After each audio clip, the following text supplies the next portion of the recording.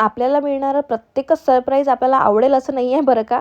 असं का म्हणते आहे माहिती आहे का, मस्त निवांत बसून रील्स स्क्रोल करत होती, तेवढ्यात ताईंचा फोन आला की मी आज स्वयंपाकासाठी येणार नाही. आणि त्यांनी अगदी वेळेवर सांगितलं, म्हणजे जो आमचा जेवायचा टाईम असतो अर्धा तास आधी तेव्हा सांगितलं. मग म्हटलं आता काय, यावर तर काही पर्याय नाही आहे. आता उठली, पटकन स्वयंपाकाला लागली. पहिले आपला बावर्चीवाला ड्रेस वेअर करून घेतला, म्हणजे माझा ॲप्रन वेअर करून घेतलं, नाहीतर ड्रेस फार खराब होतो.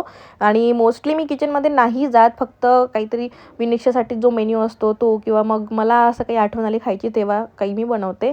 सर्वात आधी तर सुंदर गाणे लावून दिले मोबाईलवर, कारण की त्यांनी मूड चांगलं फ्रेश होतं आणि स्वयंपाक कसा होऊन जातो ना माहिती पडत नाही.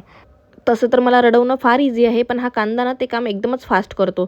बस बिलकुल चिरायला घेतला ना की 2-3 सेकंदामध्ये माझ्या डोळ्यात पाणी येणं सुरू होऊन जाते. आणि डोक्यावर अशी कांद्याची साल ठेवली की डोळ्यात पाणी येत नाही असं म्हणतात. खरंच तुमच्यासाठी वर्क करतं का? माझ्यासाठी तर कधीच वर्क केलं नाही. असो, मग काय, पटकन असा जो मेन्यू बनतो आपल्या महाराष्ट्रीयन तो आहे बेसन आहे आणि पोळी. तर ते घेतलं करून पहिले, आणि मग सोबतच चटणी घेतली बनवायला कैरींची. खूप छान लागते आणि म्हणजे साध्या जेवणाची पण लज्जत वाढून जाते.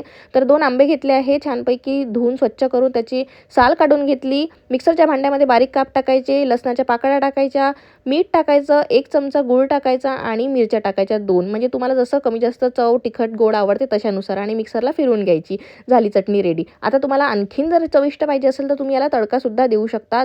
बेसिक जो तडका असतो ना आपला तो, त्याच्यामध्ये तुम्ही तीळ वगैरे छानपैकी, हिंग, मोहरी, जिरं असं सगळं टाकून घ्यायचं आणि छानशी तडका देऊन तुमची आंब्याची चटणी रेडी आहे आणि एकदम चव येते. आणि एकदा नक्की ट्राय करून बघा, आमची तर फेवरेट आहे.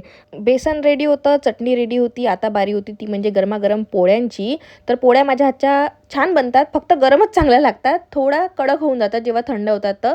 आणि त्याच्या व्यतिरिक्त विनिशासाठी पण मी साखरपुडी केली होती. अशा प्रकारे आजचा आमचा डिनर मेन्यू रेडी होता, थोडा लाईट आणि गरमागरम सगळं काही.